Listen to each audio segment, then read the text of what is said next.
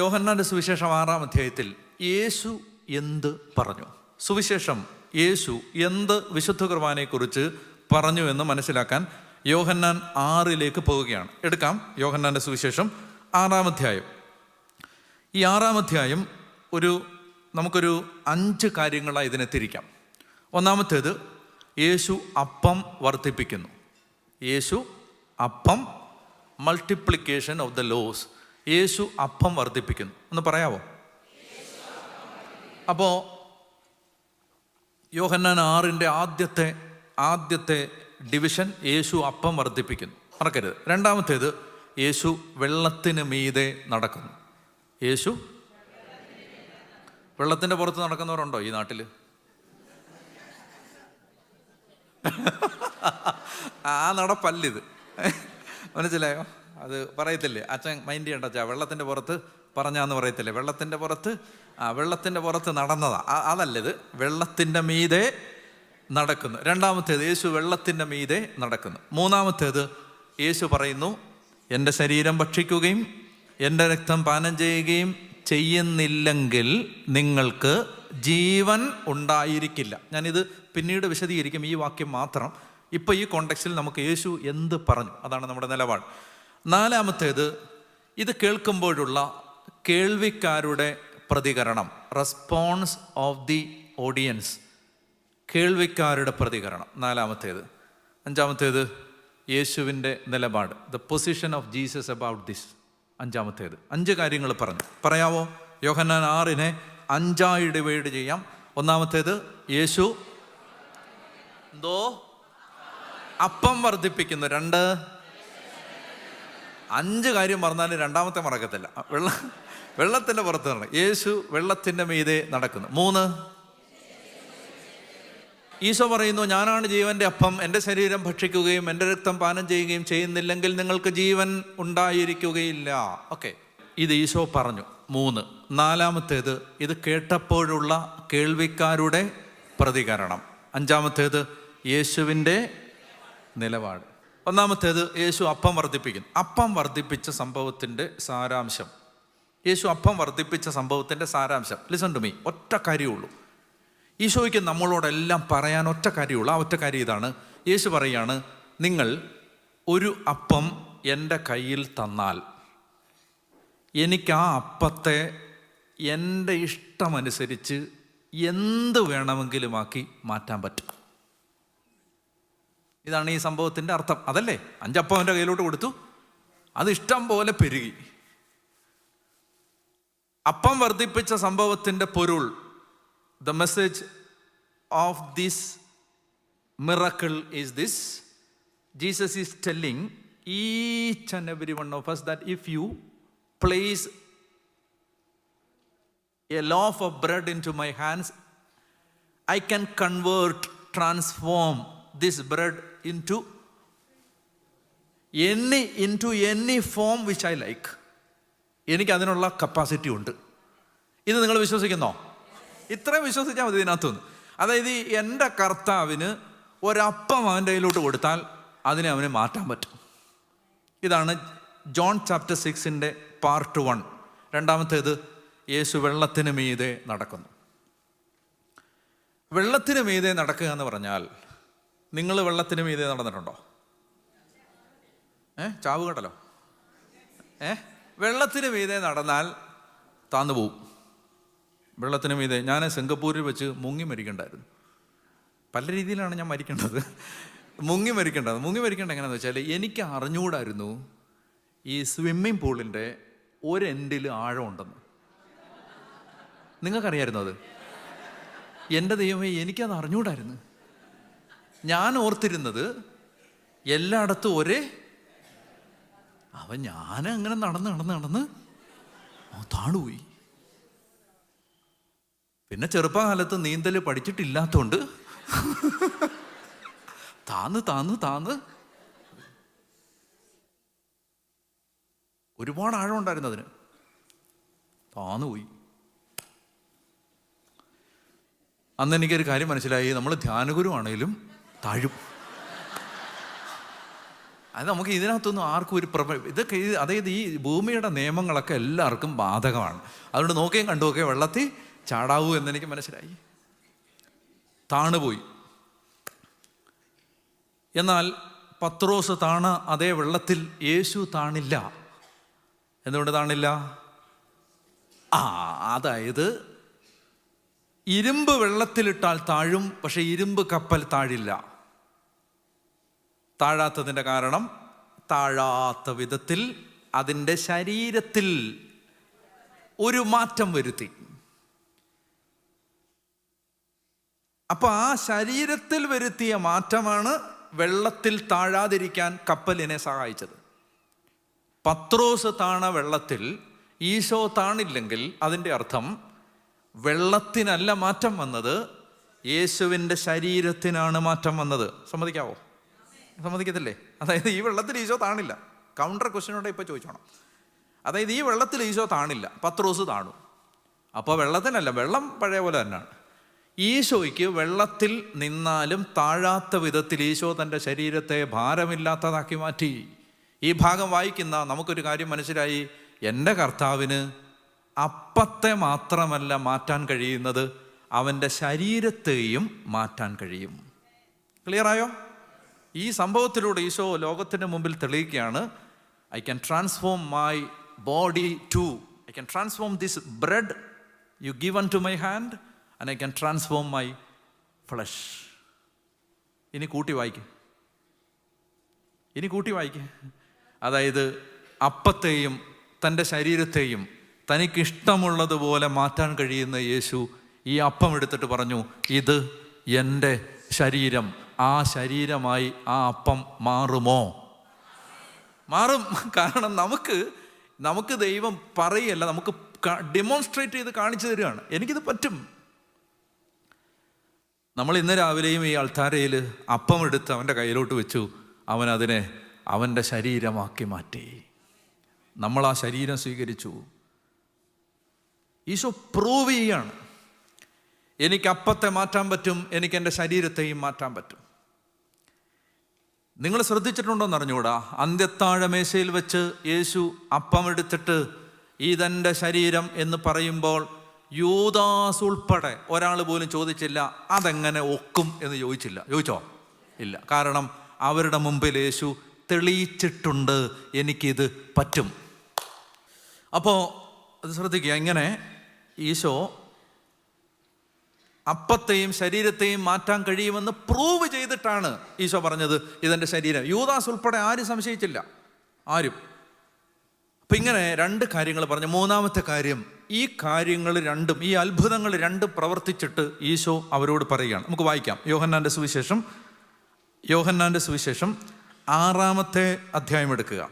6-ാമത്തെ അധ്യായത്തിൽ 25 മുതലുള്ള വാക്യങ്ങൾ വായിക്കാം. യേശുവിനെ കടലിൻ്റെ മറുകരയിൽ കണ്ടെത്തിയപ്പോൾ അവർ ചോദിച്ചു, റബ്ബി, എപ്പോൾ ഇവിടെ എത്തി?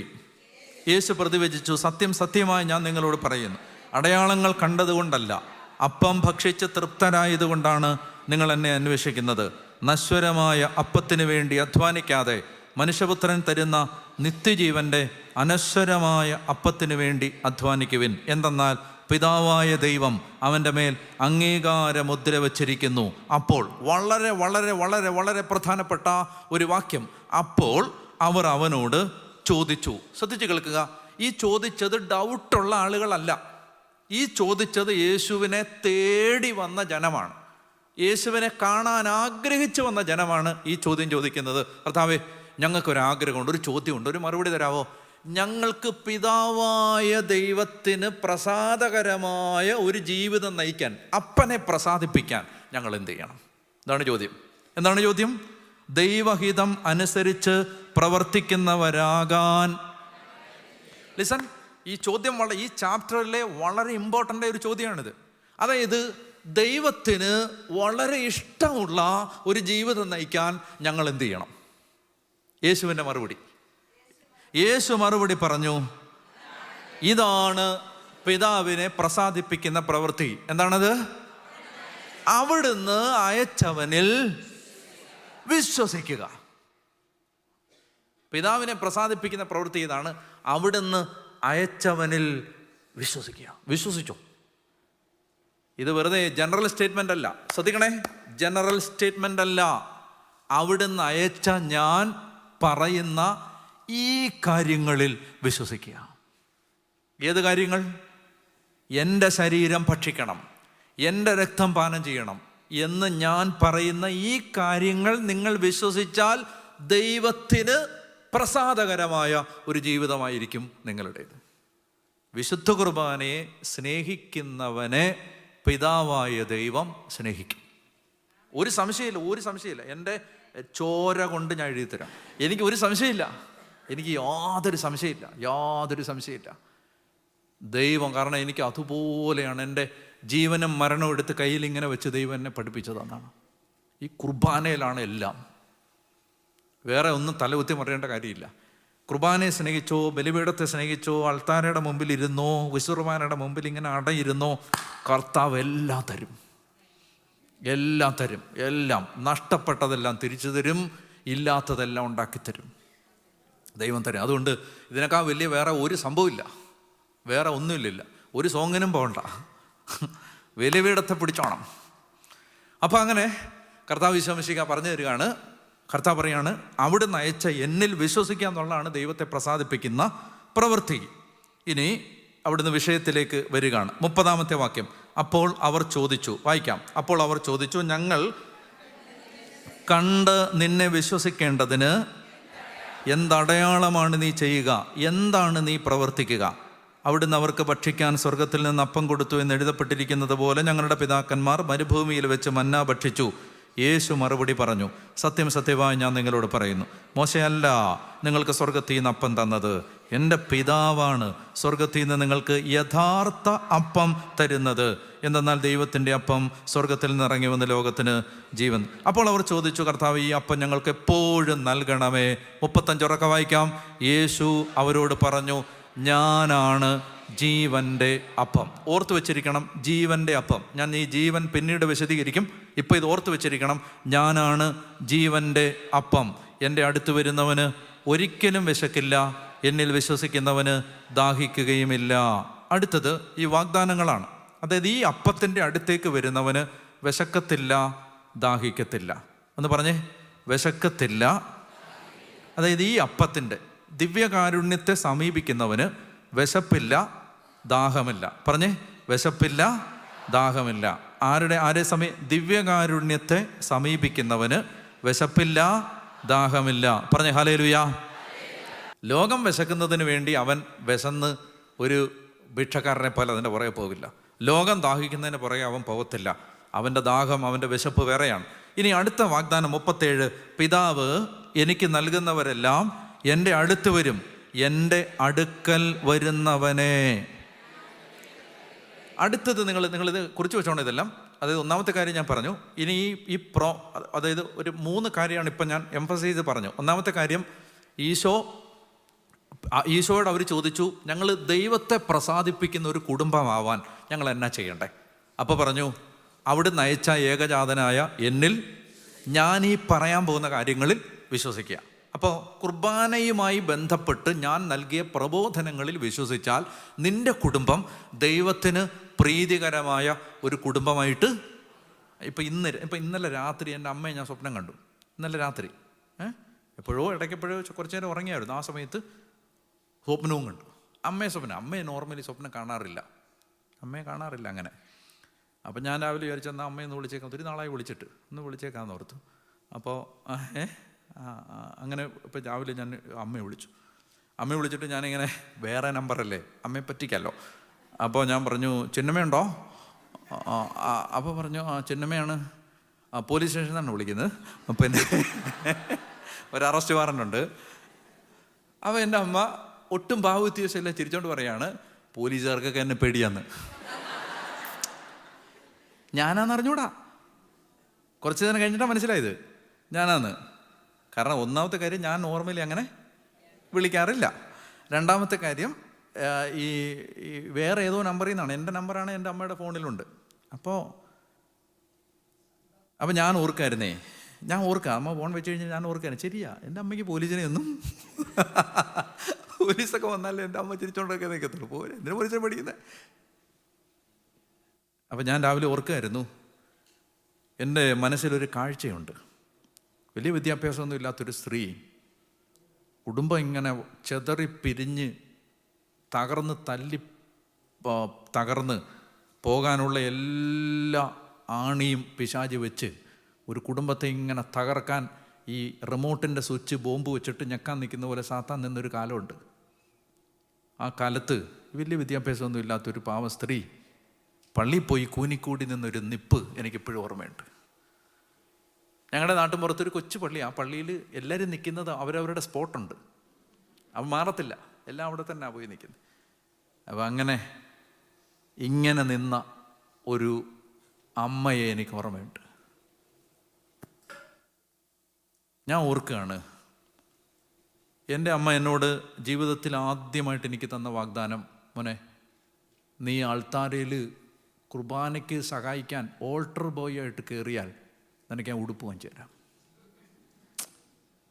ഒരു പുതിയ ഉടുപ്പൊക്കെ കിട്ടുന്നത് അന്ന് വലിയ കാര്യമാണ്. പിന്നെ ഒരിക്കൽ പറഞ്ഞ ഓർമ്മയുണ്ട്, മോനെ നീ അച്ഛനാവാൻ പോകണമെന്ന് എനിക്ക് ആഗ്രഹമുണ്ട്.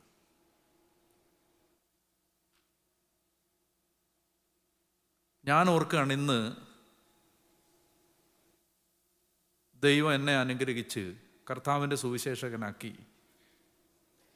കുറച്ച് പേർക്കൊക്കെ എൻ്റെ അമ്മയെ അറിയാം, അല്ല ചിലരൊക്കെ അന്വേഷിച്ചൊക്കെ വീട്ടിലൊക്കെ പോവും. ഈ ധ്യാന കേന്ദ്രത്തിനടുത്താണ് എൻ്റെ വീട്. അപ്പോൾ അന്വേഷിച്ച് പിടിച്ചൊക്കെ കുറച്ച് പേര് വീട്ടിൽ പോവും, അമ്മയെ കാണും. ഞാൻ ഓർക്കുകയാണ്, അതായത് ഈ എൻ്റെ അടുക്കൽ വരുന്നവനെ ഒരിക്കലും ഞാൻ തള്ളിക്കളയത്തില്ല എന്നതിൻ്റെ ജീവിക്കുന്ന തെളിവാണ് എൻ്റെ വലിയ വിദ്യാഭ്യാസമൊന്നും ഇല്ലാത്ത അമ്മ. തള്ളിക്കളയത്തില്ല. One of the most despised homes in my village.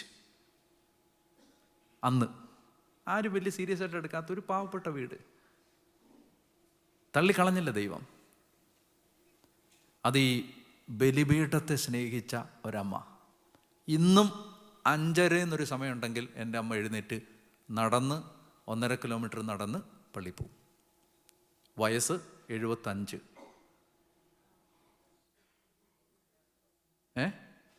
നടന്നാ പോണേ. കാരണം മനസാക്ഷി ഇല്ലാത്തൊരു മകനാണുള്ളത്. ഒരു വണ്ടി വാങ്ങിച്ചു കൊടുത്തിട്ടില്ല, ഡ്രൈവറെ വെച്ചിട്ടില്ല. അപ്പോൾ പിന്നെ നടന്നാ പോണേ.